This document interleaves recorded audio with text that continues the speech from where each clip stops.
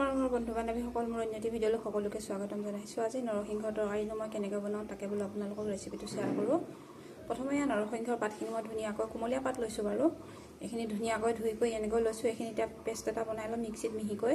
এইফালে আকৌ আদা, জলকীয়া আৰু নহৰু এনেকৈ কেইফুটমান লৈছোঁ আৰু এইখিনি ধুনীয়াকৈ পিচি ল'ম। জালুক কেইটামান দিম দেই, সেইকেইটা দিমহে বাৰু, দিয়া নাই বৰ্তমান।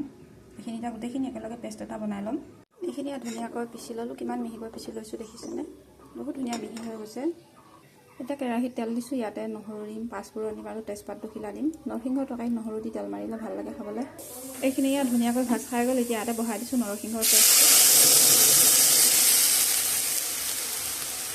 এতিয়া ইয়াতে দি দিছোঁ সোৱাদ অনুসৰি নিমখ, হালধি আৰু অকণমান কলাখাৰ দিছোঁ। কেতিয়াবা নৰসিংহৰ পাতটোৰ পৰা অকণমান মানে জেলেমা বা তিতা নিচিনা এনেকুৱা হেৰি এটা আহে, টেষ্ট এটা আহে, সেইটো তেতিয়া নাইকিয়া হৈ যায়।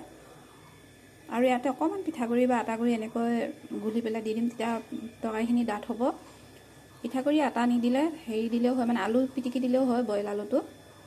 মই যিহেতু আলু বইল কৰা নাই, গতিকে মই পিঠাগুড়ি আছে ঘৰত, পিঠাগুড়িয়ে অলপ এনেকৈ পিটিকি দি দিম। তেতিয়া তৰকাৰীটো মানে ধুনীয়াকৈ গ্ৰেভিটো ডাঠ হয় আৰু তৰকাৰীখিনি ইয়াত ধুনীয়াকৈ ডাঠ হৈ আহিছে দেখিছেনে? এতিয়া এইখিনি সময়তে ইয়াত দি দিম মাছখিনি। এই মাছো দি দিলেও ধুনীয়াকৈ হৈ গ'ল। এতিয়া আৰু 2 মিনিটমান সময় উতলাম। মই কিন্তু মাছ নিদিয়াকৈ 10-15 মিনিটমান সময় উতলাইছিলোঁ। তাৰপিছতে আৰু 2-3 মিনিটমান উতলালে হৈ যাব আৰু খাবলৈ। আপোনালোকেও বনাই খাবচোন দেই, এনেদৰে খাই বহুত ভাল লাগে। পেটৰ কাৰণেও ই বহুত উপকাৰী হয়।